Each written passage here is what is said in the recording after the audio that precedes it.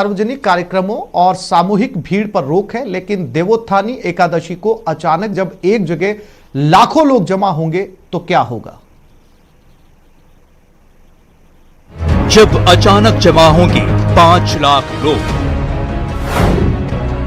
जब एक साथ बजेंगी हजारों शहनाइयां, जब सामूहिक शादी बनेगी समस्या, सोशल डिस्टेंसिंग पर भारी पड़ेगी शादी,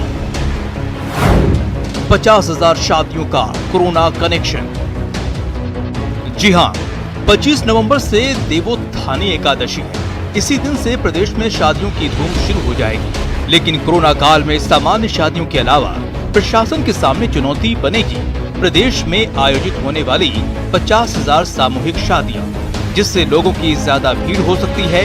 हालांकि राज्य सरकार के गृह विभाग ने शादियों के लिए गाइडलाइन जारी किया है, जिसके तहत शादी के आयोजन से पहले एसडीएम को सूचना देनी होगी।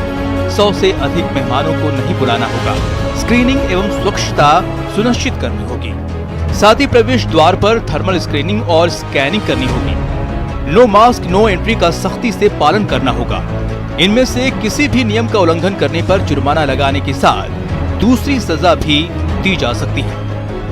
25 नवंबर के बाद सामूहिक विवाह समारोह का आयोजन करने वालों को सरकार की ओर से जारी गाइडलाइन के अलावा इन शर्तों का भी पालन करना होगा। दूल्हा और दुल्हन को पहचान पत्र के साथ आयु प्रमाण पत्र देना होगा। साथ ही विवाह स्थल का पूरा पता और उसके आयोजन की सूचना स्थानीय प्रशासन को देने के साथ 2 गज दूरी रखना अनिवार्य होगा। प्रदेश में एक बार फिर कोरोना संक्रमण के तेजी से फैलने के कारण राज्य सरकार की चिंता बढ़ गई। ऐसे में 25 नवंबर से होने वाली शादियों में कोरोना गाइडलाइन का सख्ती से पालन करवाना सरकार के सामने एक बड़ी चुनौती होगी। प्रेम मीणा, न्यूज़ 18 जयपुर।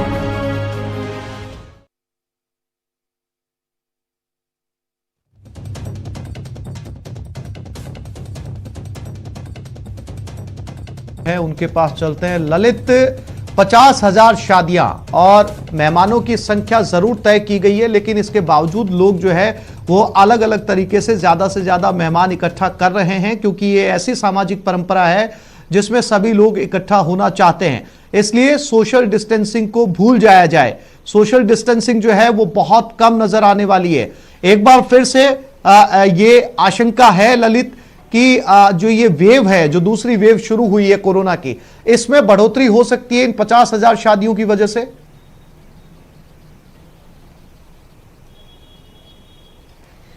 देखिए, ऐसे बिल्कुल सही कहा आपने। जब सबसे पहले नगर निगम चुनाव, उसके बाद दीपावली, और दीपावली के बाद जब अचानक इतने आंकड़े बढ़े तो कहीं ना कहीं प्रशासन भी हरकत में आया और नाइट कर्फ्यू के साथ साथ धारा 144 लागू कर दी गई।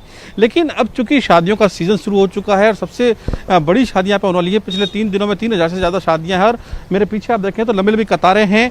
ये वो लोग हैं जिनके घरों में शादियाँ हैं और परमिशन को लेकर यहाँ पर लगातार पहुँचे हैं।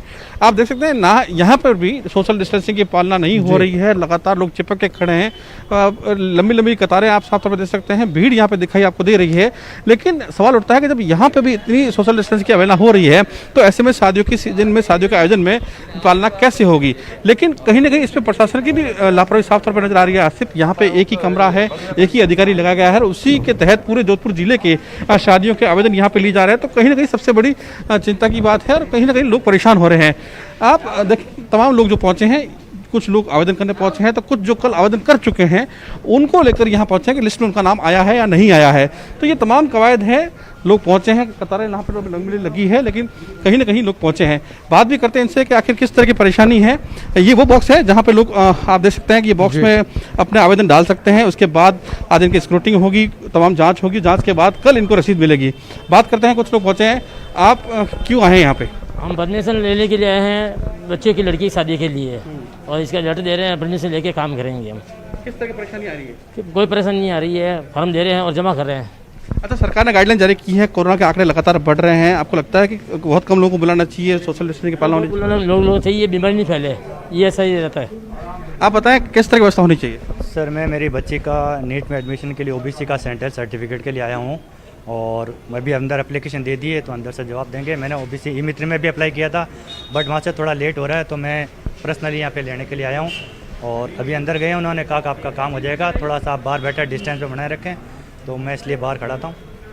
तो ये वो लोग हैं आसिफ जो लगातार कुछ ना कुछ परमिशन को लेकर यहाँ पहुंचे हैं, लेकिन लंबी लंबी कतारें यहाँ पे हैं। कहीं ना कहीं चिंता की बात है कि जब इतने बड़े आयोजन शहर में होंगे ललित, तो ऐसे में बहुत जो साफ संक्रमण की तौर दर पर लगातार नजर फैल आ रहा रही है ये सरकारी उसको दफ्तर है रोकने जहां पर ऐसे लोगों को परमिशन दी जा रही है जिनके घर पर शादियां होनी है। लेकिन ललित, ये तस्वीरें अपने आप में ये बताने के लिए काफी है, जब सरकारी दफ्तर में 2 गज की दूरी की पालना नहीं हो रही तो शादियों के अंदर ये उम्मीद करना बेमानी होगा। यहां पर आपको याद होगा जब कोरोना की शुरुआत हुई थी 2 गज की दूरी का नियम तय किया गया था। लगभग सभी सरकारी दफ्तरों के आगे सफेद घेरे बनाए गए थे सोशल डिस्टेंसिंग के लिए। यहां पर भी वो सफेद घेरे जरूर होंगे, लेकिन उसकी पालना नहीं हो रही। फिर क्यों सरकार ये उम्मीद करे कि शादियों के अंदर सोशल डिस्टेंसिंग की पालना होगी सरकारी दफ्तर में जब नहीं हो रही?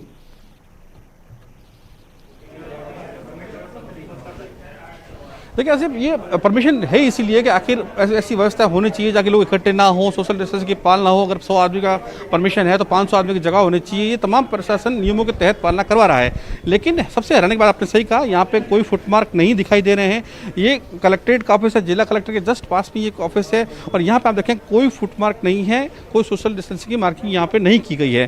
तो ये चिंता की बात है कि जब अनुमति देने वाले विभाग में ही अगर ऐसी लापरवाही साफ तौर पर देखने को मिलेगी तो ऐसे में उम्मीद की किस तरह की जा सकती है कि यहाँ पे व्यवस्था होगी। लेकिन तस्वीरें डराने वाली है उस शहर में जहाँ पे लगातार आंकड़े बढ़ रहे हैं। 51,000 तक आंकड़ा पहुंच चुका है जोधपुर में। रोजाना मौतों का आंकड़ा चल रहा है। कल 15 लोगों की मौत हुई है, 445 नए मामले सामने आए। तो ये आंकड़े और ये तस्वीरें निश्चित तौर पर डराने वाली है। आसिफ, बिल्कुल ललित, उम्मीद की जानी चाहिए कि लोग जो है वो इन शादियों के अंदर सोशल डिस्टेंसिंग का ख्याल रखें, क्योंकि जिस शहर में आप इस समय मौजूद हैं वो उन 8 सेंसिटिव शहरों में शामिल है जहां पर कोरोना मरीजों की तादाद लगातार बढ़ती जा रही है। तमाम तस्वीरें दिखाने और जानकारी देने के लिए आपका बहुत धन्यवाद ललित। इस समय सीधा रुख करते हैं पीएम और सीएम की वीडियो कॉन्फ्रेंसिंग।